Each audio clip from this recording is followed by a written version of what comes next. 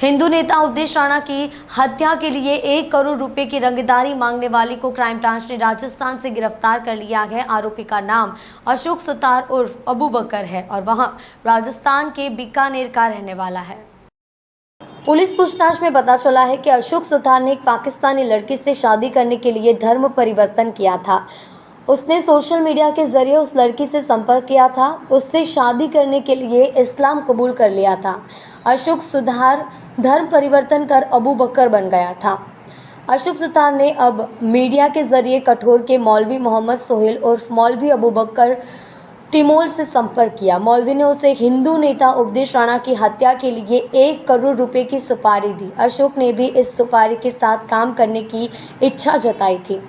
Police को अशोक के mobile phone से पाकिस्तान से 40 से ज़्यादा नंबर मिले हैं। बताया जाता है कि उसका पाकिस्तानी ISI एजेंट सरफराज डोगर के साथ भी संपर्क था। क्राइम ब्रांच को शक है कि इस मामले में पाकिस्तानी एजेंसी भी शामिल हो सकती है।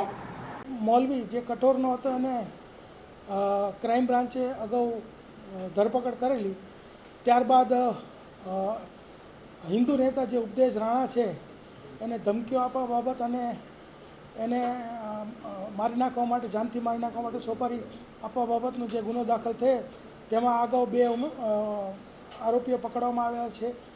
તે ઉપરાંત એક અશોક સુથાર કરીને કે જેનો ઉર્ફે છે નામ છે અબુ બકર, એને અત્યારે ઝડપી પાડવામાં આવ્યો છે બીકાનેર રાજસ્થાનથી।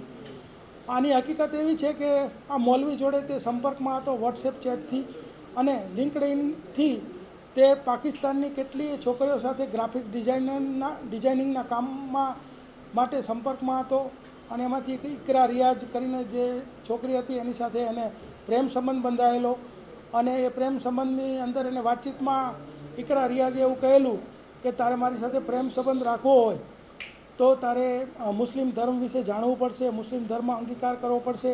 ત્યારબાદ એક પાકિસ્તાન મૌલવીના પાસેથી એને ઓનલાઈન મુસ્લિમ ધર્મ અંગીકાર કરેલો અને એને જે મૌલવી જે છે મોહમ્મદ સોહેલ એની સાથે વોટ્સએપ ચેટમાં 1 કરોડની સોપારી લીધેલી ઉપદેશ રાણાને મર્ડર કરવા માટે।